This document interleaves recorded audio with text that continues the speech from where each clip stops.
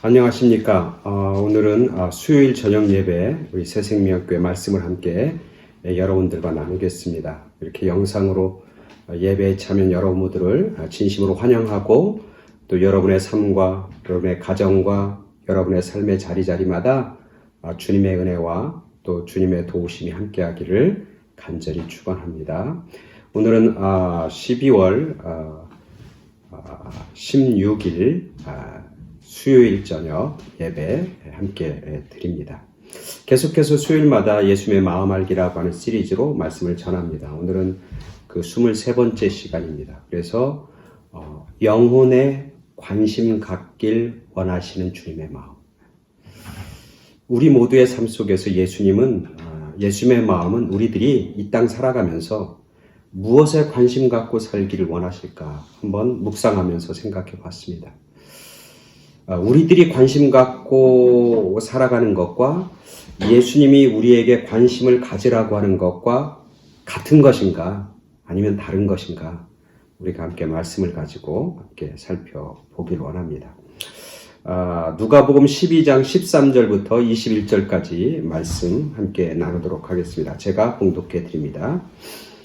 무리 중에 한 사람이 이르되 선생님 내 형을 명하여 유산을 나와 나누게 하소서 하니 이르시되 이 사람아 누가 나를 너희의 재판장이나 물건 나누는 자로 세웠느냐 하시고 그들에게 이르시되 삼가 모든 탐심을 물리치라 사람의 생명이 그 소유에 넉넉한 데 있지 아니하니라 하시고 또 비유로 그들에게 말하여 이르시되 한 부자가 그 밭에 소출이 풍성하매 심중에 생각하여 이르되 내가 곡식 쌓아둘 곳이 없으니 어찌할까 하고 또 이르되 내가 이렇게 하리라 내 곡간을 헐고 더 크게 짓고 내 모든 곡식과 물건을 거기 쌓아두리라. 또 내가 내 영혼에게 이르되 영혼아 여러 해 쓸 물건을 많이 쌓아두었으니 편안히 쉬고 먹고 마시고 즐거워하자 하리라 하되 하나님은 이르시되 어리석은 자여 오늘 밤에 내 영혼을 도로 찾으리니 그러면 내 준비한 것이 누구의 것이 되겠느냐 하셨으니 자기를 위하여 재물을 쌓아두고 하나님께 대하여 부요하지 못한 자가 이와 같으니라. 아멘. 예수님께서 비유로 말씀하신 거죠. 우리가 잘 아는 한 부자의 비유. 어떤 사람이 예수님을 찾아옵니다. 그리고 그 사람이 예수님께 부탁합니다. 내 형에게 얘기해서 유산을 나와 좀 나누게 그렇게 좀 해주십시오. 그렇게 예수님에게 이야기합니다. 그 이야기를 듣고 예수님이 그에게 얘기하는 거죠. 내가 무슨 이 땅에 재산 나누고 또 돈 나누는 그런 사람, 그런 일을 위해서 내가 이 땅에 온 줄 아니? 라고 이야기하면서 너의 마음속에 있는 탐심을 물리치라. 내 생명이 그 너의 소유의 넉넉함에 달려있지 않다. 그렇게 메시지를 전합니다. 예수님이 이 메시지를 전했다고 하는 것은 예수님에게 와서 재산, 유산을 나에게 나눠달라고 요구했던 그 사람의 경제적 삶이 그렇게 무슨 나쁘거나 그렇게 아주 열악하거나 돈이 없고 물질이 없어서 생계 유지하기가 어려운 그런 지경이 아니었다는 것을 우리는 쉽게 예측할 수 있는 거죠. 왜냐하면 그는 살만한 거예요. 그리고 먹을만한 거예요. 먹는데 문제가 없는 거예요. 사는데 문제가 없는 거예요. 근데 뭐라고요? 욕심을 가지고 있다는 거죠. 탐심. 물질에 대한 탐심을 가지고 있다는 거예요. 그래서 예수님이 그에게 얘기한 거죠. 물질의 소유의 넉넉함에 너의 생명이 달려있는 게 아니다. 그러면서 우리가 잘 알고 있는 비유, 어리석은 부자의 비유를 말씀하고 있는 거죠. 사실 이 본문에서 한 부자가 그 밭에 소출이 풍성해서 내가 이 곡식 쌓아둘 곳이 없으니 어떻게 할꼬 하면서 창고를 짓고 거기에 곡식과 물건을 거기 쌓아두고 그러면서 이렇게 자기의 삶을 영위합니다. 사실 농사를 져서 부자가 됐다고 하는 것은 이 사람이 세상적으로는 그리고 적어도 돈 버는 것에 있어서는 지혜로운 사람이라는 거예요. 그러니까 세상과 물질, 돈 버는 거에는 굉장히 지혜로운 사람이에요. 그러니까 이 사람이 농사 짓는데 뭐 했어요? 풍년이 들었다는 거예요. 우리가 한번 쉽게 상식적으로 생각해 보세요. 농사를 짓는데 이 사람 농사만 풍년이 들었겠어요? 다른 사람은 다 흉년이 들고? 아니란 말이죠.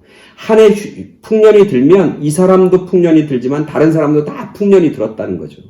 근데 이 사람은 지혜가 있는 거예요. 돈 버는 거예요. 그래서 그 물건 소출을 싼 값에 그냥 내다 판 게 아니라 곡간을 짓고 창고를 지어서 거기에 보관하고 있는 거예요. 그랬다가 물건값이 이제 올라간다든지 물건값이 이제 자기의 그 곡간에 쌓아둔 곡식이 제대로 이제 값어치를 발휘할 때가 되면 그때 나가서 팔았다는 거죠. 그래서 농사 지으면서도 굉장히 큰 부자의 넉넉한 물질의 소유를 갖고 사는 그런 부자의 삶을 살았던 거죠. 그러니까 굉장히 지혜로운 거예요. 근데 오늘 주님이 말씀하시는 그 관점이 다른 거예요. 세상적으로 그리고 물질에 관해서 돈 버는 거에 한해서는 굉장히 지혜로운 사람 같았고 다른 사람이 생각하지 못하는 그 당시 창고를 져서 창고에 보관하면서 그 물질의 가치를 극대화시킨 다음에 그걸 팔아서 물질을 버는 아주 그것에 관해서는 굉장히 지혜로운 사람이었던 거죠. 그러나 예수님의 관점으로 볼 때는 그리고 하나님의 관점으로 볼 때는 그 사람은 한없이 어리석은 사람인 거예요. 무엇 때문에 그 사람을 어리석다고 예수님이 책망하냐면 이렇게 얘기하는 거예요. 내가 이제 곳간에 먹을 것을 가득 쌓아놓았으니 내가 내 영혼에게 이르되 영혼아 여러 해 쓸 물건을 많이 쌓아뒀으니 평안히 쉬고 먹고 마시고 즐거워하자. 그렇게 얘기하는 거예요. 이제 먹을 게 많으니까 이제 돈이 많으니까 이제 영혼아 쉬고 먹고 즐거워하면 된다. 이제 행복은 거저다 라고 생각하는 거예요.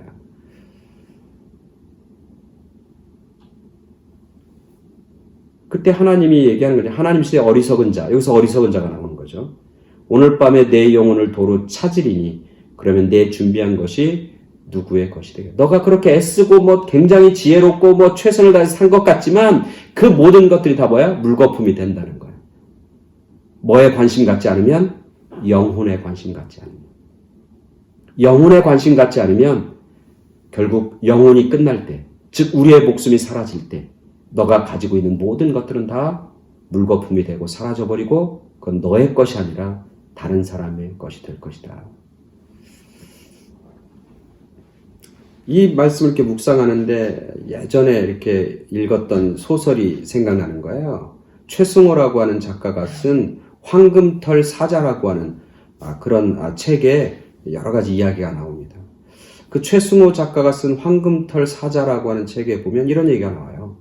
어떤 한 사람이 이제 세상을 살아가는데 이 사람은 늘 모든 사람들과의 관계 속에서 이해득실이라고 하는 것을 철저하게 따지고 산 사람이에요. 이해득실이라고 하는. 그래서 손해 안 보고 이익 보고 그리고 득이 되는 일에만 자기의 관심을 기울이고 자기의 에너지를 쏟아 붓었던 거예요. 자기가 생각하기에 보기에 이해득실에 따져서 득이 되는 일 그리고 손해가 보는 일은 절대 안 하고 자기에게 유익이 되는 일만을 선택하고 그 이해득실이라고 하는 것이 뭐에 맞춰져 있는 거냐면 물질이라고 하는 것에 맞춰져 있는 거죠. 그렇게 철저하게 한평생을 살았던 삶이에요. 그래서 나중에 이제 나이가 들었는데 돌아보니까 주변에 아무도 없는 거예요. 친구도 없고 사랑하는 사람도 없고 아무도 없는 거예요. 자기 혼자인 거예요. 그나마 자기가 혼자 살면서 그래도 자기의 삶과 자기의 자존심을 그래도 버틸 수 있고 그리고 그것들을 감당하게 하는 힘은 뭐였냐면 자기 방 안에 있는 그 사과 상자에 있는 아주 가득 사과 상자에 가득 돼 있는 돈인 거예요. 그 사과 상자 안에 돈이 가득한 거예요. 그걸 보면서 자기의 삶을 잘 살았다고 자기는 그래도 자존심을 지키며 살았다고 자기는 성공했다고 그렇게 생각하면서 사는 노인네죠. 근데 시간이 지나면서 이제 죽을 날이 가까운 거예요. 죽음을 앞두고 있는 거예요. 어떻게 보면 그 사람에게 가장 좋은 찬스가 온 거예요. 무슨 찬스냐면 자기가 가진 것으로 처음으로 이제 선한 일을 하고 좋은 일을 할 수 있는 그런 기회가 닥친 거죠. 근데 그 마지막 기회조차도 그 사람은 물거품으로 보냅니다. 그래서 그 사과 상자에 있는 그 많은 돈을 들여서 뭘 사냐면 자기가 죽은 다음에 들어갈 관을 사는 거예요. 그 관을 뭘로 사냐면 황금으로 된 관을 사는 거죠. 황금으로 된 관을 사고 그리고 나서 거기에 이제 자기 시신을 이제 집어넣습니다. 그리고 장사가 되는 거죠. 그래서 매장이 됩니다. 근데 소문이 나는 거예요. 그 사람이 돈이 많았는데 그 사람 시신은 황금이라고 하는 관에 매장돼서 땅에 묻혔다고.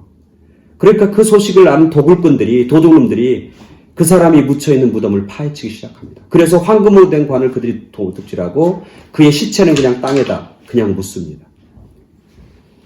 결국 관이 없으니까 그 시신은 누구의 것이 되냐면 땅속에 사는 들쥐들이 결국 밥이 되고 마는 거죠. 그게 최승호라고 하는 작가가 쓴 황금털 사자의 이야기의 내용입니다. 오늘 본문을 묵상하면서 그 소설의 이야기가 아마 이렇게 오버랩 되는 거예요. 이 어리석은 부자, 물질과 돈으로 자기의 행복과 즐거움과 자기의 영혼을 편히 쉴 것 같았지만 예수님은 뭐라고 하냐면 이 어리석은 자야, 내 영혼을 내가 찾으면 누구의 것이 되겠냐. 결국 영혼은 누구의 것이냐면 하나님의 것이라는 거예요. 절대자 하나님의 것이라는 거죠. 돈으로 살 수 있는 것이 아니고 물질로 내 영혼을 간수하고 지키고 그리고 유지할 수 있는 게 아니라 하나님의 것, 하나님의 손에 달려있다고 하는 거죠. 그래서 오늘 말씀 통해서 예수님이 얘기하는 겁니다. 너희가 뭐에 대해서 관심을 가져야 되냐? 영혼에 대해서 관심을 가져야 된다. 너는 뭐에 대해서 관심을 가져냐? 하나님에 대해서 관심을 가져야 된다. 세상적인 물질과 세상적인 것에 부여하기보다 누구의과 부여, 오늘 성경에 보니까 자기를 위해서 재물을 쌓아두고 하나님께 대하여 부여하지 못한 자가 이와 같다 뭐예요? 어리석은 자, 후회하는 삶을 사는 자, 결국 땅을 치며 후회하고 쓸데없는 인생을 낭비한 자로 그렇게 어리석게 인생을 낭비하는 자가 될 것이다 말씀하고 있는 거죠. 우리가 누구에게, 뭐에게 관심 가져야 되는지 예수님 말씀입니다. 영혼에 관심을 가져야 된다. 하나님에게 대해 관심 가져야 된다. 물질의 부유함이 아니라 하나님과의 관계와 하나님의 친밀함에 있어서 부유함을 누리고 맛보며 사는 사람이 되어야 된다고 예수님께서 그렇게 말씀하고 있는 거죠. 우리가 착각하고 있는 게 있어요. 뭐냐면 어떤 그 연구기관에서 사람들에게 그 질문을 던졌다는 거예요. 조사를, 앙케이트, 설문조사를 했다는 거죠. 당신은 뭐가 있으면 행복해질 것 같습니까? 그렇게 질문을 던졌어요. 여러분, 뭐가 있으면 여러분 행복해질 것 같아요? 그 질문을 받은 사람 중에 40% 이상이 뭐라고 대답했겠어요? 예, 뻔하죠. 돈이라고 대답했어요. 돈이 있으면 행복해질 겁니다. 돈이 있으면 나에게 즐거움과 기쁨이 있을 것입니다. 그렇게 얘기했어요. 그러면 얼마만큼의 돈이 있으면 당신은 행복해질 것 같습니까? 라고 했대요. 물론 한국에서의 조사예요. 그랬더니 거기 나온 사람들이 약 10억 정도가 있으면 행복해질 것 같다. 그렇게 대답했다는 거예요. 근데 이 행복을 연구하고 행복의 행복 치수라고 그러죠. 행복감. 그것을 연구하는 사회학자들이 쭉 결론을 내는데 그 결론에서 뭐냐. 물론 물질과 돈이 어느 정도는 사람을 행복하게 한다는 거예요. 어느 정도냐면 한국 돈으로 약 450만 원 정도 매달. 그러니까 1년에 한 5천만 원 정도 되는 거죠. 미국으로 얘기하면 1년 연봉이 한 5만 불에서 6만 불 정도까지는 사람들이 행복하기 위해서 그 정도의 돈은 필요하다는 거예요. 그러니까 너무 빈곤하고 너무 먹을 것이 없으면 행복도가 떨어진다는 거예요. 근데 행복감이 쭉 오르고 어느 정도 오른 다음에는 거의 정체를 이루는데 그 정체하는 순간이 어느 정도냐면 1년에 한 5만 5천 불 정도, 미국 돈으로 한 5만 5천에서 6만 불 정도를 벌면 행복감은 거기서 거의 멈춘대요. 그래서 우리가 생각하기에 내가 1년에 6만 불 버는데 내년에 연봉이 10만 불 되면 더 행복하고 내 연봉이 50만 불 되면 더 행복하고 내 연봉이 1밀리언 되면 더 행복할 거다. 그러니까 돈의 소유에 따라서 내 행복감은 그대로 비례해서 높아질 거라고 생각하는데 아니라는 거예요. 어느 정도가 되면 더 이상 행복감은 멈춰진다는 거예요. 결국 뭐냐면 행복이라고 하는 것은 돈에 많고 적음에 달려있지 않다는 거예요. 자기의 먹고 살 정도, 자기의 생계, 먹고 사는데 위협을 느끼지 않을 정도의 물질만 되면 그 다음부터는 돈에 의해서 행복은 거기까지 멈춰진다는 거예요. 일리노이 대학의 그 사회학자, 제가 이름은 모르겠는데 어떤 교수님이 그걸 사회학자죠. 행복감을 연구하는 교수인데 그 일리노이에 있는 그 대학의 교수가 포버스지라고 하는 지에서 매년 세계 갑부들을 이렇게 발표하잖아요. 그래서 세계 갑부 중에 100대 부자들 있죠. 100명의 부호. 그 사람들 중에 한 3, 40명, 한 절반 정도를 직접 만나서 이렇게 인터뷰했대요. 그리고 그 사람들 만나서 행복감, 행복지수를 이렇게 조사한 내용을 발표했다고 그래요. 거기에 보면 그 사람들이 일반 사람들보다 훨씬 더 행복할 것 같다고 생각하는데 그렇지 않다는 거예요. 연구 결과의 내용을 보면 그 사람의 행복지수는 7이 만점인데 그들의 행복은 5.8 정도였대요. 일반 미국인들의 행복지수는 5.4였다는 거예요. 그러니까 일반 미국 사람들이 느끼는 행복감과 세계 100등 안에 드는 갑부들, 부호들의 행복감을 느끼는 행복지수가 거의 변함이 없었다는 거예요. 0.4%는 거의 똑같다 이렇게 이야기하는 거예요. 그러니까 우리가 착각하지 말아야 되는 거예요. 오늘 여기 예수님이 얘기하잖아요. 이걸 통해서. 너희가 물질이 많아서 내 영혼이 즐거워하고 내 영혼이 편안할 거라고 생각하는데 아니라는 거예요. 우리의 관심이 물질에 관심을 갖고 있는 게 아니라 물질도 필요하지만 물질보다 더 중요한 우리의 영혼과 하나님에 대해서 관심 갖기 시작할 때 우리의 삶은 어떻게 돼요? 행복해질 수 있다는 거예요. 그러니까 예수님이 너의 관심이 물질이 아니라 너의 관심이 영혼에게 있다고 그렇게 말씀해 주시고 그렇게 마음을 우리에게 알려주시는 이유는 뭐냐면 우리가 이 땅에서 뭐하게 살기 위해서, 행복하게 살기 위해서, 복되게 살기 위해서 뿐만 아니라 이 땅에서의 나그네의 삶이 끝날 때 우리가 허무하거나 원통해하거나 후회하지 않는 삶을 살기 위해서 하나님께서는 우리에게 영혼의 관심을 갖고 하나님과 하나님의 나라의 관심을 가지라고 말씀하고 있는 거죠.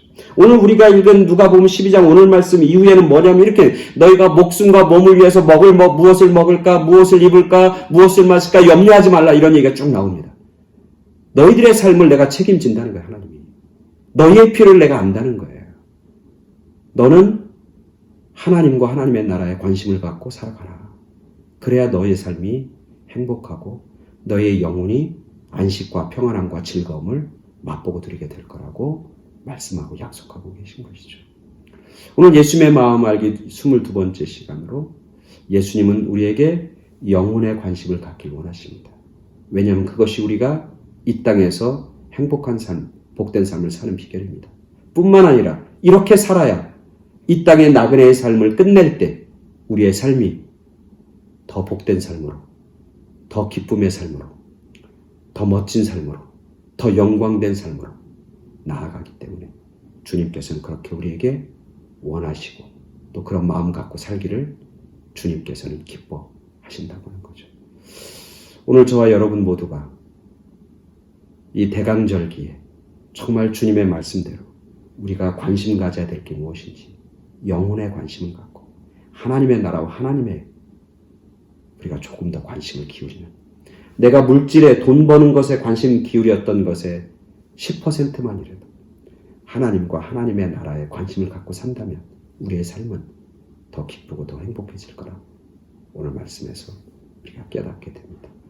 여러분 모두가 그런 주님의 마음을 깨닫고 살아가는 복된 인생, 승리하는 인생, 정말 주님께서 기뻐하시고 주님의 영광에 참여하는 그런 거룩한 인생을 사는 그런 저와 여러분 모두가 되길 간절히 축원합니다. 감사합니다.